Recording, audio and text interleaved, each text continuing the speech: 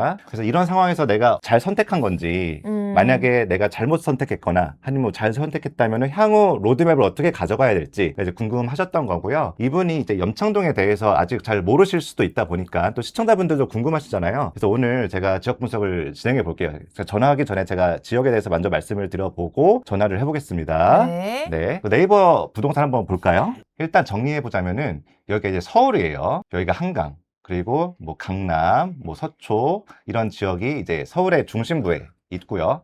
원래 그 서울시 성북구에 여기 기름뉴타운에서 거주하시다가 강서구, 염창동, 예, 강서구 염창동은 서울의 이제 가장 서쪽에 위치해 있습니다. 바로 이 김포 옆에 위치해 있는 이 강서구에 이제 이사를 오신 거예요. 그래서 강서구를 좀 확대를 해보자면은 강서구는 크게 두 가지 지하철이 지나갑니다. 첫 번째는 이제 9호선, 두 번째가 이제 5호선이고요. 9호선은 여기 황금 색깔 라인 보이시죠? 9호선이라고 써 있죠?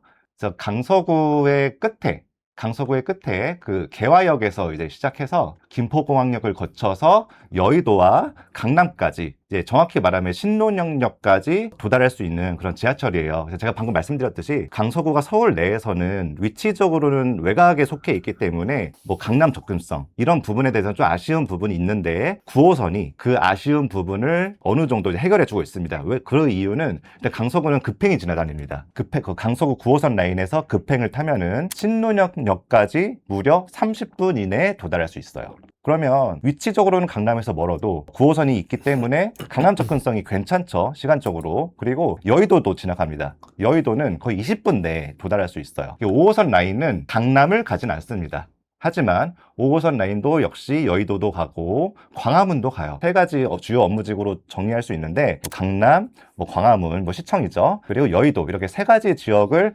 모두 30분 이내에 도달할 수 있는 그런 좋은 지역입니다. 그리고 강서구는 특이한 게 강서구 내에서도 마곡이라는 업무지구가 있습니다. 그래서 마곡이 지금 여기 LG 사이언스 파크라고 보이시죠? 이런 대기업들도 많이 있고 아직까지도 주요 기업들이 계속 입주를 하고 있는 정말 직주 근접 수요도 이렇게 다른 지역에서 끌어들일 수 있는 그런 힘을 가진 지역입니다. 정리해 보자면은 강서구는 서울에서 가장 서쪽에 위치해 있지만 지하철 노선이 주요 업무지구 접근성이 좋기 때문에 이런 물리적인 위치를 어느 정도 상쇄하고 있다. 강서구 내에서도 자체 업무지구 마곡이 있기 때문에 교통뿐만이 아니라 직장으로서도 내가 출퇴근을 좀 쉽게 할 수 있는 지역으로 강서구를 굉장히 많은 사람들이 선호하고 있는 지역입니다. 그리고 한강도 접하고 있기 때문에 주거의 쾌적성까지 누릴 수 있는 그런 좋은 지역이에요. 그래서 강서구가 이런 입지적인 가치는 좋지만 서울 내에서는 그래도 가격 자체가 평균보다는 좀 아래에 있기 때문에 정말 가성비 주거 지역으로서 지금 손꼽히고 있는 그런 지역입니다. 그 강서구의 랜드마크가 어디냐면은 그 마곡나루역과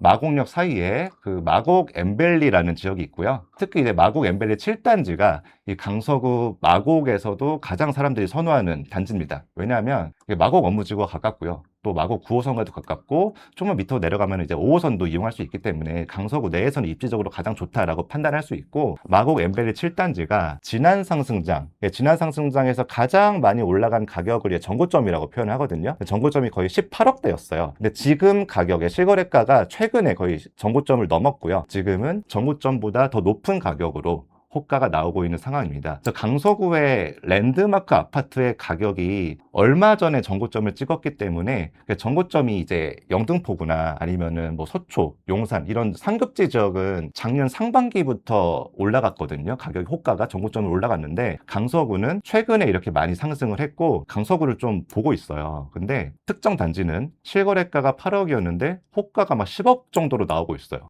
실거래가와 호가의 괴리가 좀 많이 있는 상황이기 때문에 이렇게 실거래가보다 높은 호가를 보여주는 이런 단지는 여러분들이 내 집 마련하실 때 좀 조심할 필요도 있다라고 정리해 볼 수 있겠습니다. 그리고 제가 또 하나 여러분들이 그 성북구에 대해서도 궁금하신 분들이 있으실 수 있기 때문에 이 사연자분이 이제 기름땡님이시거든요. 그래서 성북구의 기름뉴타운에서 강서구 염창동으로 이사를 오시는 상황이었어요. 그러다 보니까 성북구에 대해서도 이제 간단하게 좀 말씀을 드려볼게요. 성북구는 서울 내에서 한강을 중심으로 북쪽에 위치해 있습니다. 그리고 성북구 위에 강북구, 바로 위에 도봉구, 바로 위에 의정부로 이어지기 때문에 서울 내에서는 중심부에서는 조금 외곽에 위치해 있다고 이제 판단할 수 있고요. 그러면 서울 수도권은 교통이 중요하지 않겠습니까? 그럼 성북구에서도 이제 지하철 노선이 여러분들이 어떤 노선이 지나갈지를 아셔야 되는데, 성북구는 크게 뭐 3가지 노선이 지나가요. 근데 6호선, 여기 붉은색으로 칠해진 6호선은 그 성북구 내에서는 가장 그 밑에 지방, 그러니까 밑에 지역에 성북구를 관통하진 않고요. 성북구를 스쳐 지나갑니다. 그리고 성북구를 관통하는 노선이 이제 4호선, 파란 색깔로 칠해진 4호선이 있고요. 그리고 여기 초록 색깔, 연두 색깔로 칠해진 부분이 이제 우이신설선인데, 지하철 노선에서 중요하게 생각해야 될 게 있다고 말씀을 드렸었어요. 그 강서구 분석할 때 강남 접근성입니다. 근데 성북구를 관통하는 노선들이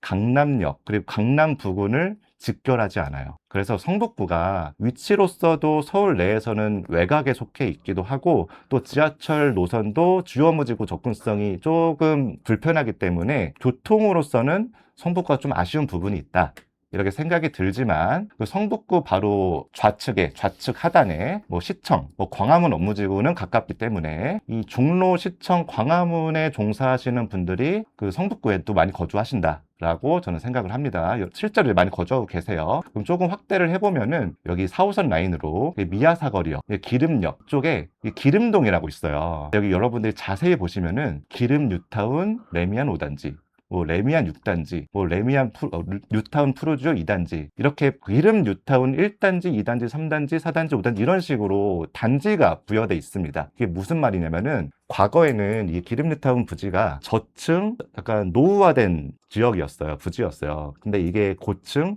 이 뉴타운 아파트가 들어오면서 과거에는 거주 환경이 좋지 않았지만 뉴타운이 지어지면서 신축 환경이 구성된 그런 지역입니다. 그래서 여러분들이 서울 수도권은 교통이 제일 중요한 거 아니야? 라고 생각할 수는 있지만, 성북구 내에서 특히 기름동 내에서는 지하철역 접근성도 중요하지만 이 뉴타운 내에서의 언덕 여부, 그리고 연식, 그리고 주변 환경, 이런 부분도 같이 고려를 해야 된다라고 여러분들이 생각을 해주시면 될 것 같아요. 그러니까 예를 들어서 여러분들이 아파트는 역세권과 가깝고 연식이 좋으면 좋은 거 아니야? 라고 생각을 하실 수 있어요. 한번 제가 퀴즈를 한번 내볼게요, 여러분. 기름역 근처에 기름역 금호 어울림 센터 1이라는 아파트가 있습니다. 이게 눌러보시면은 2016년식 아파트예요. 역세권과 가까우면서 신축단지죠. 지어진 지 10년 정도 된 아파트죠. 그리고 기름동을 좀 확대해 보면은 기름 뉴타운 레미안 8단지라고 있습니다. 이거는 2010년식 아파트예요. 그러면 여러분들이 한번 생각해 보세요. 기름역과 가까운 신축단지와 기름역에서도 멀고 연식도 금호 어울림 센터 1에 비해서 6년 정도 더 된 아파트 중에 사람들이 어느 아파트를 더 선호할까요? 그냥 상식적으로 역과 가깝고 신축인 아파트를 더 선호하겠죠. 근데 가격을 보면은 기름 뉴타운 8단지가 좀 더 비쌉니다. 과거 고점도 더 높게 갔고요. 그 이유가 뭐냐면은, 일단 지하철 노선이 주요 업무 직군성이 크게 좋지 않아요. 한번 환승을 해야 돼요. 강남 갈 때도 한번 환승을 해야 되고, 시청 갈 때도 한번 환승을 해야 된다. 그러면 어차피 교통 측면에서는 좀 아쉬운 부분이 있기 때문에 교통보다는 내가 조금 더 주거 환경적으로 유리한 곳에 거주하는 게 더 좋지 않을까? 라는 생각을 한다는 거예요, 성북구 내에서는. 그래서 그런 관점으로 여러분들이 각 지역마다 교통을 조금 더 중요하게 생각하는 지역도 있고, 교통도 중요하지만 거주 환경도 중요하게 생각하는 지역이 있다 라고 여러분들이 생각을 해주시면 좋을 것 같습니다. 그래서 심플하게 생각하면은, 만약에 여러분들이 관심 있는 지역이 있는데 그 지역이 뉴타운이거나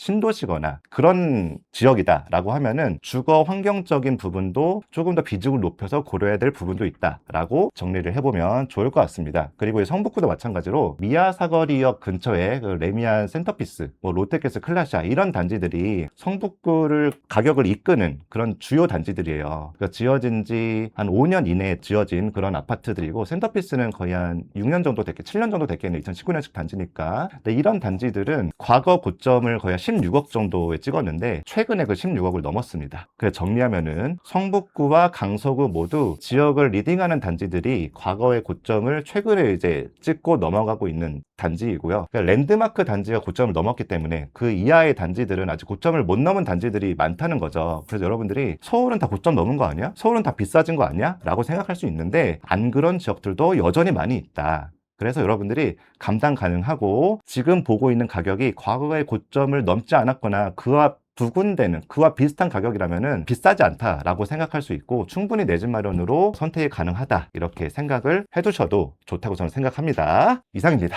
한번 전화해 볼까요? 기름땡님. 네, 여보세요? 기름땡님 안녕하세요. 네, 안녕하세요. 네, 저는 권유디라고 합니다. 떨리시나요? 네, 많이 떨리. 지금 옆에 아기가 있어요? 네, 소리가 들리시나요? 네, 근데 아기 목소리가 너무 귀여워서 괜찮아요. 네, 네. 같이 통화하면서 좀 고민되는 거나 궁금한 거 있으면은 이제 편하게 말씀해 주셔도 괜찮아요. 네. 네.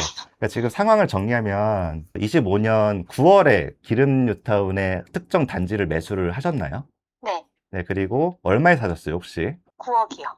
9억에 사셔서 올해 1월에 파신 거죠? 그렇죠. 네, 네. 얼마에 파셨어요? 10억이요. 4개월 만에 1억이 오른 거예요. 네, 근데 이제 4개월 만에 매도를 하시면은 그 양도세가 굉장히 많이 붙는 걸로 알고 있는데 혹시 네. 양도세를 얼마 내셨는지도 말씀해 주셔도 될까요?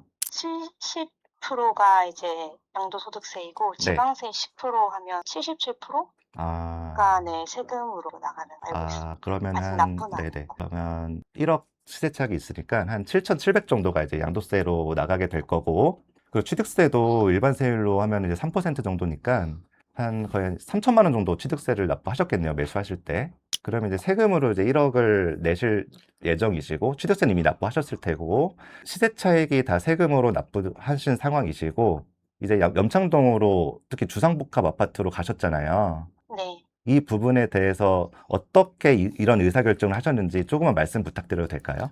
저희가 처음 기름을 살 때는 네, 그 뉴타운의 좀 쾌적한 환경과 네, 또 그 기름동 학군이 좀 괜찮다고 해서 네, 그런 기준을 가지고 그리고 대단지의 브랜드 또 네. 해서 네이버에 솔팅을 하다가 이제 요 기준을 가지고 들어오게 됐어요. 네, 네. 이제 그 기름 뒤쪽에 있는 단지는 언덕이 그 올라가는 길도 가파르고 단지 내에서도 언덕이 되게 심하거든요. 언덕이 있는 그런 아파트를 매수하신 거군요. 네네. 네, 네. 근데 저희가 애기도 그 있으니까 당시 좀 애기도 어려우실 것 있고 같다. 네, 네. 그때 한여름이었어가지고 음, 주변을 그 많이 못 돌아다니고 이제 그 집을 이제 정하게 됐어요. 맨 앞동 쪽에 있는 이 라인이 그 언덕을 이제 사용하지 않는 거라서 네. 거기를 살려고 했는데 갑자기 매도인이 거두셔가지고 저희가 어쩌다가 이제 그 단지에 좀 꽂혀서 네, 뒤에 동을 샀는데 이제 언덕을 쓰게 된 거죠. 네, 네. 근데 이제 저희는 애기들이 좀 어려가지고 네. 유모차를 계속 끌어야 되는데 네.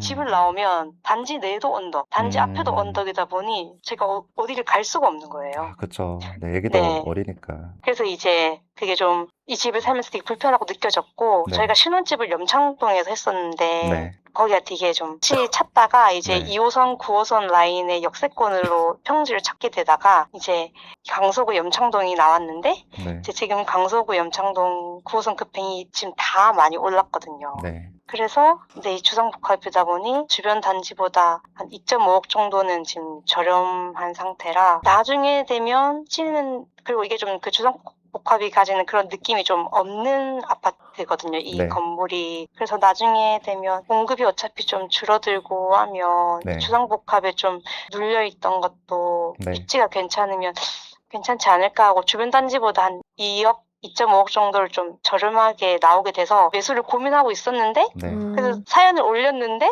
어제 인터뷰를 하기로 오전에 얘기가 됐는데 네. 그날 저녁에 갑자기 그분이 저희가 사겠다고 하니까 네. 일주일 정도 생각을 해보시겠다고 해가지고 이번 주 토요일에 알려주신다고 하셨어요. 또 이제 그런 말씀 들으면 되게 또 조급해지죠. 네. 네. 그리고 저희가 알아보던 중에도 저희가 살려고 하니까 5천만 원을 올린다고 하시고 살려고 하니까 누가 집도 안 보고 돈을 쌌다 이렇게 네. 하시고 네. 저희가 이제 지금 계약금을 넣은 집도 그날 5팀이 보고 갔는데 이제 4팀이 한다고 했고 네. 제가 웃돈을 주겠다고 하고 이제 그래 놓은 상태였었거든요. 네, 네. 그래서 저는 이제 여기 컨설팅을 좀 받고 이제 선택을 하고 싶었는데 네. 어제 이제 하신다고 한다. 네. 제가 안 하면 이제 계약금 2천만 원을 달라고 하는데 안 그러면은 다음 분한테 넘어간다. 이제 이렇게 되니까 네. 고민을 하다가 어제 이제 계약금을 넣게 됐습니다. 네네. 이해했습니다.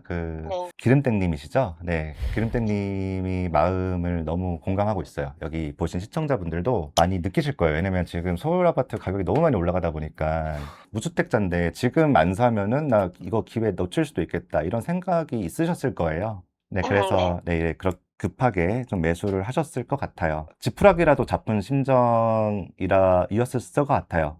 그래서 뭐라도 해야겠다. 그래서 아이가 어리신데도 불구하고 부동산에 가셔서 노력을 하신 거잖아요. 그쵸? 그 마음 너무 이해 가요. 네, 뭐라도 해야 되니까. 그쵸? 네. 근데 여기서 잘하신 점이 있어요. 일단 행동을 한 거. 잘하셨어요. 잘하셨고, 이제 아쉬운 부분들이 되게 많아요.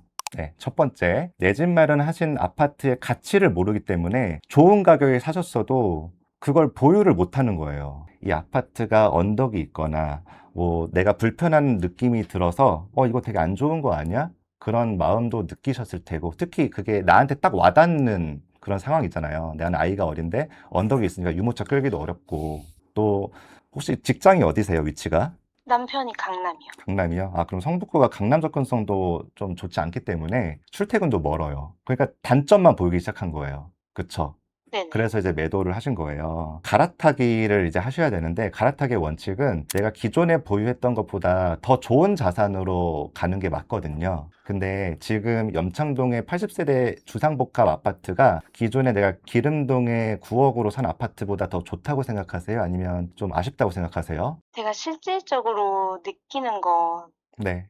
아까 말씀드린 단점이 다 보완이 되는 거라. 네네. 그쵸. 이제 평지이기도 하고. 네. 그렇죠. 네. 그럴 수 있어요. 그렇게 생각할 수 있어요. 근데 장단점, 그리고 아파트의 가치는 나의 상황에서 뿐만이 아니라 대다수의 사람들이 인정해주는 가치가, 그 장점이 있어야 좋은 아파트거든요. 평지도 맞고, 뭐 아파트도 기존에 산 아파트에 비해서 새 거일 수도 있고, 여러 가지 장점이 있는데, 결국 주상복합이라는 어떤 아파트 형태의 한계가 좀 있는 상황입니다. 세대수도 부족하고. 이게 뭐냐면은, 강서 염창동에 80세대 주상복합 아파트가 많지 않거든요. 제가 좀 봤어요. 6년 동안 거의 거래가 5개 정도 일어났어요. 그리고 가격이 움직이지 않고 있어요. 3, 4년 전에 8억이었던 게 지금도 8억대더라고요. 근데 우리가 10억 아파트를 팔고 8억짜리 주상복합 아파트로 갈아탄 거잖아요. 이건 냉정히 말씀드리면 반대로 하신 거예요. 제가 갈아타기 원칙 말씀드렸잖아요. 시기도 중요한데 시기보다 더 중요한 거는 내가 기존보다 더 좋은 데로 갈아타는 건데, 지금은 가격이 기존 주택이 올라가고 있는 상황에서 심지어 더 좋은 아파트를 팔고 양도세 7,700만 원을 내면서 덜 좋은 아파트로 오신 거예요. 이 네. 부분은 저도 이렇게 말씀드리기 너무 죄송한데요. 앞으로는 이렇게 하시면 좀 어려울 수 있어요. 네. 네네. 그래서 우리가 중요한 건 지금 어떻게 할지잖아요. 이 부분에 대해서 좀 말씀을 드려볼게요. 괜찮으세요? 네네. 네. 일단 가계약금이 2천만 원 들어갔어요. 네. 그쵸? 아직 계약을 안 하신 거고. 네. 그러면 가계약금을 포기할 수도 있고, 네. 그러면 이제 원천 무효가 돼서 기존 예산으로 다시 더 좋은 아파트를 구하시면 되는 거고요. 네. 만약에 내가 가계약금을 포기하지 않고 이걸 계속 끌고 나가서 내가 실거주까지 한다면은 이걸 그냥 계속 보유를 하셔야 되는 거예요. 그쵸? 네. 혹시 이 아파트에 거주하고 싶으세요? 사실 네. 왜냐면 음. 제가 네. 이제 우선 첫 번째 집을 네. 매수하면서 좀 네. 많이 배웠어요. 네. 그러니까 인테리어 비용 같은 것도 좀 절감하는 것고 1층이 꼭 나쁜 것만도 아니라는 것도 그렇고, 이제 좀 뭐가 이제 좀 더 상대적으로 저렴한지를 좀 이제 그런 과정 중에 이제 좀 배웠다고 생각을 해서 네. 이거를 팔고 5구로 평수도 줄이고 그리고 층수도 낮추고 그다음에 좀 많이 관리가 안 된 매물 같은 거라도 잡아야지라고 하고 이제 역세권을 봤는데, 네네. 이해했어요. 네. 네, 그렇게 했는데 그 사이에 가격이 너무 많이 올라서 네네. 제가 신생아 특례 9억 친 매물이 네. 아예 없었고 네네. 그리고 아니면은 959? 네. 네네. 아니면 다 세대수가 100세대나 그 정도 되는 매물들밖에 안 나오더라고요. 네네. 정리해 볼게요. 네. 네. 혹시 중개사분이 뭐라고 하셨어요? 지금 매물을 네네. 할 때요? 네네. 아니요, 이 매물을 할 때는 중개사분은 뭘 잘 안 말씀 하셨어요. 네, 없으셨어요. 좋아요. 네네. 일단 기름땡님의 상황도 너무 공감되고, 기름땡님이 원하는 아파트면 저는 그것만으로도 충분하다고 생각해요. 아파트의 자산 관점에서 이야기를 해주는 게 저는 가치가 있다고 생각하고 있지만, 그것보다 더 중요한 거는 기름땡님의 삶의 질의 만족도, 주거 만족도거든요. 아무리 그 아파트, 그 주상복합 아파트의 자산 가치나 그래 조금 아쉽다고 하더라도 인생은 기름땡님의 거잖아요. 기름땡님이 만족한다면 저는 괜찮다고 생각해요. 그쵸? 근데 이거는 제가 판단하는 게 아니라 기름땡님이 판단하는 거니까 이 자리에서는 이 아파트, 지금 내가 매수한 단지가 가치가 어떤지를 기름땡님이 파악을 하셔야 된다고 저는 생각을 합니다. 네. 그래서 좀 먼저 말씀드려 볼게요. 일단 기름땡님이 더 많이 올라갈 아파트, 가격이 더 많이 상승할 아파트를 판단하기 위해서는 내 관점이 아니라 다른 사람들의 관점으로 보셔야 돼요. 네. 다른 사람들은 일단 평형이 작은 것보다는 큰 걸 더 좋아하고, 그래도 1층보다는 중층을 더 좋아해요. 네, 이제 그런 부분으로 계속 전환을 하시면 좋을 것 같아요. 아직 이게 확정된 거 아니에요. 가격은 2천만 원만 들어간 거니까. 네, 그쵸? 그리고 강남 접근성이 좋은 거, 그거는 지금 남편분의 직장이 강남이기 때문에 이거는 운이 좋게 어떻게 보면은 다른 사람들도 강남 접근성이 좋은 아파트를 살고 싶기 때문에 그건 맞아요. 기름땡님이 기준으로 하신 게. 그리고 더 중요한 거는 내가 결국에는 아파트를 팔고 갈아타기를 해야 된다면은 잘 팔리는 아파트를 해야 돼요. 잘 팔리는 주택 형태를 사야 되는데 주상복합은 아파트에 비해서 이걸 황금성이라고 하거든요. 황금성이 좀 떨어져요. 그래서 시장이 좀 안 좋을 때는 거래 자체가 안 되고요. 그리고 시장이 좀 좋아질 때도 옆에 있는 아파트가 올라갈 때 가격이 좀 덜 움직이다가 옆에 있는 아파트가 많이 올라가면 그때서야 가격이 올라가기 시작해요. 그러니까 주변 아파트보다 실거래가 반응이 좀 늦는 그런 좀 아쉬운 점이 있어요. 이걸 알고 실거주를 하시면 괜찮아요. 그쵸? 그럼 어떻게 해야 되냐? 만약에 기름땡님이 나 이 아파트 너무 좋아. 이 주상복합 나는 만족해. 라고 하시면 그게 최고예요. 왜? 기름땡님이 거주하시는 곳이니까. 근데 만약에 나중에 갈아타기를 하실 때는 내가 매도를 내놔도 당분간은 안 팔릴 수도 있겠다. 심지어 내 옆에 있는 구축 아파트가 가격이 올라갈 때도 내 아파트는 가격이 덜 올라갈 수 있다고 알고 매수하면 괜찮은 거예요. 이해되셨을까요? 이해했죠. 이 네네. 부분 때문에 네네. 그쵸. 이 주상복합하면은 그 정도는 좀 다 네, 그쵸. 네, 근데 만약에, 아니까. 네, 근데 만약에 내가 지금 2천만 원 포기하고 지금 예산이 9억 정도잖아요. 2천만 원 포기하면은 한 8억 8천 정도? 뭐 그 정도가 될 것 같아요. 가계약금 포기하거나 8억 8천으로 더 뭐 다른 아파트 볼 수 있다라고 하면은 가계약금을 포기할 수 있어요. 근데 여기서 주요하게 생각해야 될 거는 가계약금이 2천만 원 들어갔지만 내가 2천만 원만 포기하는 게 아니라 매수가의 10%인 8천만 원을 포기해야 될 수도 있어요. 이게 무슨 말이냐면은 가계약이 계약으로 성립되는 그런 부분들이 있거든요. 그게 첫 번째로 동호수가 확정된 그런 문서나 문자를 주고받았는지. 네. 그리고 두 번째는 계약금 8천만 원이라는 단어가 있었는지. 혹시 문자 주고받으실 때 계약금이라는 단어로 주고받으셨나요? 금액을? 그 중개사랑 네. 얘기를 한 거에서요? 네, 중개사분과 얘기하실 때 뭐 네. 통화나 문자로 계약금 8천만 원 이런 식으로 얘기를 하신 적이 있으세요? 찾아봐야겠지만 없는 것 같아요. 없으시면은 괜찮을 것 같아요. 만약에 계약금 8천만 원 이런 문서나 그런 문자가 있다면은 가계약을 넣었더라도 가계약금 2천만 원을 넣었더라도 매도자가 이거 가계약이 계약으로 인정되기 때문에 8천만 원 돌려줘야 된다라고 주장할 수도 있어요. 근데 이게 실제로 판례도 있어요. 근데 지금 계약금 약정이 안 됐기 때문에 계약금이 정해진 게 없잖아요. 그래서 지금 상황으로는 2천만 원을 포기하면 그래도 계약을 해지할 수 있을 확률이 높다고 생각합니다. 근데 이제 매도자 입장에서 이게 황금성이 낮다 보니까 지금 기름땡님한테 매도한 이 거래를 되게 중요하게 생각할 수 있어요. 매도자 입장에서도. 그래서 이 계약 해지할 때 약간의 분쟁이 있을 수 있다라는 것도 알고 진행하면 될 것 같아요. 네. 혹시 지금 제가 두 가지를 말씀드렸는데 어떤 부분이 조금 더 끌리세요? 권장하시는 건 두 번째 아닌 것 같아요. 비키님이 말씀하시는 네네. 뉘앙스 안에서. 네, 저라면은 계약금을 포기할 것 같아요. 가계약금 2천만 원. 네, 지금 8억대 후반. 근데 네네. 말씀하세요. 제가 그렇게 하고 네, 9억 밑으로 찾아봤는데 네, 그럼 9억 밑으로 이게 제가 이제 어제 그 전화를 받기 전까지는 네. 매도 의사가 있으시다는 받기 전까지는 여기서 이제 좀 조언을 구해서 어느 지역을 좀 추천을 좀 받으면 좋겠다나 아니면 제가 가지고 있는 이런 안들 중에 어떤 게 나은지 좀 조언을 받고 싶었었는데 이게 네. 꼬여버렸어요. 네네네. 근데 만약에 어쨌든 이 집을 주상복합임에도 선택했던 거는 제가 이제 주상복합이 가지고 있는 그런 구조물적인 단점이 이거는 가지고 있지 않다고 생각을 했고 잠깐 줘볼래? 그래서 이제 이걸 만족도는 뭐냐고 했을 때 주상복합이기임에도 불구하고 제가 이제 판에 넣긴 했었던 거거든요. 네, 여보세요?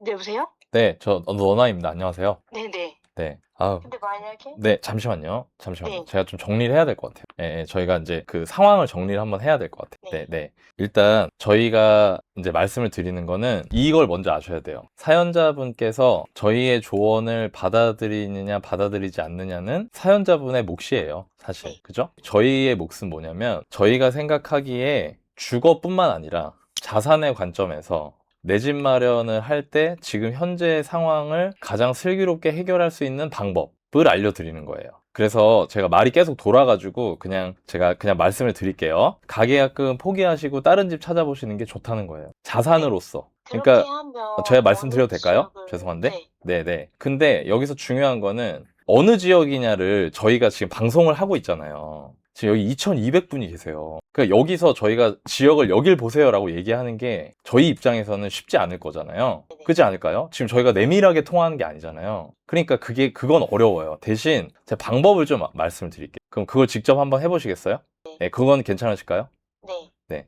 일단 본인들이 지금 거기에 가계약금을 포기하고 집을 마련한다고 할 때 살 수 있는 집의 예산 최대치가 얼마죠? 저희는 신생아 특례로 해서 9억으로 한도를 잡고 있었어요. 아, 그러니까 신생아 특례 말고요. 그냥 살 수 있는 거예요. 신생아 특례 대출을 사용하기 위해서는 매매가 기준이 9억이 있기 때문에 9억 안으로 보시는 거잖아요. 네. 근데 그 신생아 특례 대출 안 쓰더라도 살 수 있는 거. 그 예산 한도 말씀하신 거죠? 네네네, 맞아요. 그래도 큰 차이는 없지만 9억 5천 정도. 아, 그러면 네. 9억 5천짜리를 사시는 거예요. 9억 5천짜리를 보세요. 왜냐면 신생아 대출 그 담보대출 받는 거랑 그냥 일반 대출 받을 때의 그 금리 차이보다 좋은 집을 사시는 게 맞잖아요. 그죠? 예, 그게 장기적으로 봐선 더 낫거든요. 그래서 그게 나을 것 같아요. 제가 생각하기에는. 그러면 9억 5천이라는 예산을 가지고요. 지금 가장 큰 문제가 뭐냐면 지역 선정의 기준이 없다는 거예요. 시간도 제한돼 있고 사연자분한테 정해진 시간 동안 가장 정확하게 그리고 가장 실효적으로 조언을 드려야 되기 때문에 말을 돌려서 하지 않을게요. 왜 기름을 사셨어요? 저가요? 네네. 네. 4개월 전에 왜 기름에 사셨어요? 주변이 아파트 정비가 잘 네. 면학 분위기가 좋아서. 그 동네가 기름에만 있는 건 아니잖아요. 그런 아파트가. 네. 근데 왜 그렇긴 기름이셨을까요? 한 번도 가본 적이 없으셨다고 하시던데. 처음 당시에는 그런 동네가 근데 그 기준을 가지고도 왜 기름이었냐를 좀. 네, 그런 특징을 가진 데가 직장이 강남이신데 왜 기름이었냐는 거예요. 저희가 그때 수지 네. 생각했었거든요. 네. 이제 서울 아니면은 더 좋겠다. 오케이, 좋아요. 지금 본인도 우리가 처음 집을 살 때 기준이 없었다는 거를 알고 계시죠? 그쵸. 네, 기준을 가지고 있었지만. 네, 아니요, 기준이 없었던 그거예요, 거예요, 사연자분. 네네. 그러니까 지금 어려운 거예요. 헷갈리고. 그럼 보세요. 직장 출퇴근 1시간 반이에요. 그죠? 기름이. 사봤더니 남편분 직장 출퇴근이 1시간 반이고 면학 분위기가 좋다고 했는데 아이 키우기가 힘들어서 나오셨어요. 언덕이라. 그러니까 이것도 사실 말이 안 되는 거예요. 그렇죠, 네. 그죠? 그러면 네. 이걸 교훈 삼으셔야 되는 거예요. 같은 실수를 반복하면 안 된다는 거예요. 그래서 우선순위를 정하세요. 선호 입지의 우선순위를. 남편 직장 출퇴근이면 남편분 직장 출퇴근. 아이들 키우기 좋은 환경이면 아이들 키우기 좋은 환경. 이런 식으로 우선순위 정하시고 네이버 부동산에 9억 5천만 원으로 매매가 기준 필터 설정을 할 수가 있어요. 네. 그 필터 설정 기능이 있어요. 그 필터를 거셔서 어느 동네를 찍지 마시고요. 그 우선순위에 맞춰서 지역들을 살펴보세요. 단지들, 매물이 9억 5천에 살 수 있는 물건이 도대체 뭐가 있나. 이해되시나요? 그러면 지금 사연자분이 전혀 생각지도 못한 지역을 보게 될 수도 있어요. 이해되세요? 무슨 말인지? 네. 지금 본인은 인생 최대의 쇼핑, 가장 신중하게 해야 되는 쇼핑을 쉽게 말하면 핸드폰 살 때도 3군데, 4군데, 신발 살 때도 인터넷에서 신발 품명 쳐가지고 네이버 쇼핑에서 가격 순으로 정렬해서 비교해보고 사는데 인생 최대의 쇼핑을 전혀 비교를 해보지 않고 사신 거예요. 처음이. 그래서 어려운 거예요, 지금. 그러니까 비교해 보시라는 거예요. 9억 5천으로 살 수 있는 아파트 단지를 5개 이상 찾아보세요. 이해되십니까? 무슨 말인지? 네네. 그 상태에서 다 가보세요. 다. 하루 시간 내면 갈 수 있어요. 하루. 차 끌고. 투어를 하는 거예요. 여기가 낫겠다 싶은 놈을 매매하세요. 근데 그걸 할 때 지금 두 분의 모든 니즈를 다 충족시킬 수는 없고 뭔가를 포기해야 돼요. 우리 신랑 직장 가까운 데면 직장 가까운 데, 아니면 아이 키우기가 좋은 데면 아이 키우기 좋은 데, 이런 식으로 지금 예산 레벨이 그거에 맞게끔 해서 5개를 후보를 추리시고 그 5개 중에 하나를 골라서 매매하셔야 돼요. 이해되시나요? 그리고 그때의 기준, 제가 세부적인 기준을 몇 개 말씀드릴게요. 세대수가 너무 작은 아파트, 즉 300세대가 안 되는 아파트, 그리고 저층 1, 2층을 말해요.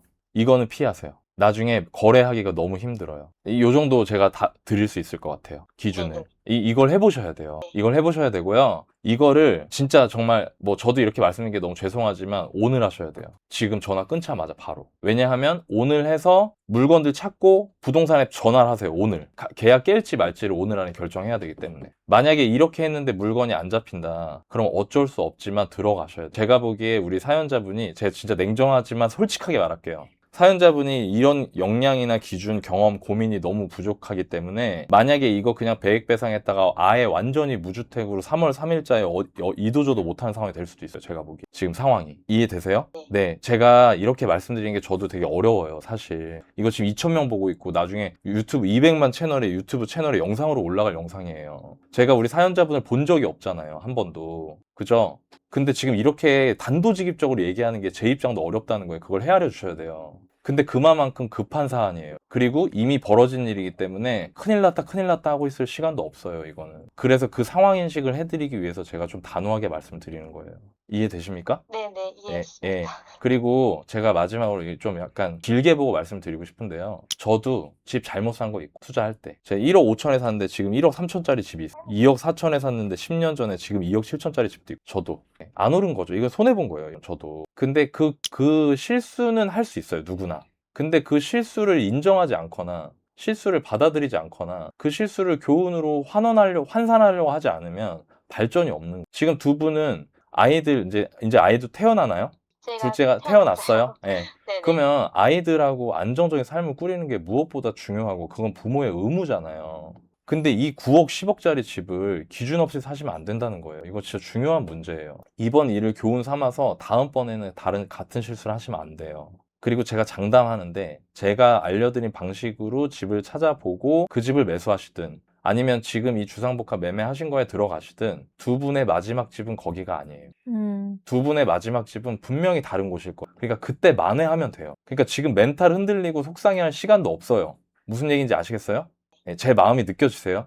네. 예, 지금 중요해요. 예, 중요해. 지금 중요하고 급해요. 그러니까 제가 말씀드린 대로 해보시고 재빨리 찾아보시고요. 저희가 방송 끝나면 몇 개 찾아볼게요. 저희도. 이게 저희가 할 수 있는 최선의 성의인 것 같아요. 지금 저희도 돌발 상황이기 때문에 들은 내용들이. 예, 어제 계약하시고 이런 거가. 그래서 저희도 몇 개 찾아보고 이런 아파트들을 좀 보세요라고 저희 작가님 통해서 보내드릴 테니까 지금 정신 바짝 차리고 오늘 안에 해결하겠다는 마음으로 하셔야 돼요. 하실 수 있을까요? 네네. 네네, 그거 꼭 해주시고요. 네. 너무 속상해하지 마세요. 괜찮아요. 예, 여기 뭐 댓글 쓰시는 분들도 아유 큰일 났다 하지만 결국에 본인 일이잖아요. 그러니까 내가 해결하면 되는 거예요. 그리고 3년 뒤든 5년 뒤든 7년 뒤든 그 집 말고 다른 집에 사실 거예요. 그러니까 걱정하지 마시고 일단은 지금 뭐 후회도 하지 마시고 걱정도 하지 마시고 지금 할 수 있는 거 합시다. 그렇게 하면 될까요? 네, 알겠습니다. 네, 좋아요. 일단 화이팅 하시고요. 네, 화이팅 합시다, 우리. 아셨죠? 네. 고향이 저기 경남이세요? 네, 그렇습니다. 아, 그렇군요. 예. 우리 또 할 수 있잖아요. 예, 거기서 서울 생활도 했는데, 예, 고생도 했잖아요. 서울 와가지고. 그죠? 네. 예, 이거 다 헤쳐나갈 수 있으니까, 일단 전화 끊자마자 찾아보시고요. 저희도 오늘 마치고, 저희도 한번 찾아볼게요. 아셨죠? 오늘 네. 어떠셨어요? 얘기해보니까. 유익했지만 네. 마음이 많이 아픕니다. 그럼요. 마음이 아프지. 내가 그 마음을 모르겠어요. 저도 막 이렇게 돌려서 얘기하고 싶은데 지금 그럴 시간이 없어. 그래서 얘기한 거예요.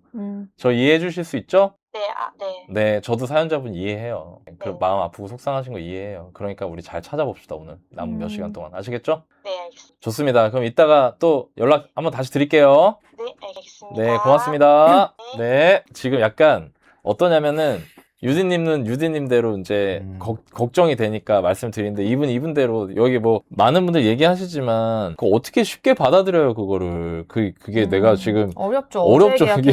어제 계약했는데 이게 계약금을 날리라고 이제 얘기하는데, 하니까 예. 마음이 어려우셨을 것 같아요. 그럴 수밖에 네. 없죠. 그러니까 이거는 뭐 이해해 주셔야 돼요. 이해해 주셔야 되고 지금은 아, 큰일 났다. 뭐 이럴 시간이 없어. 지금 빨리 찾아야 돼. 그러니까 한번 찾아보시고 저희가 또 나머지 사연 하나 한번 해보도록 하겠습니다.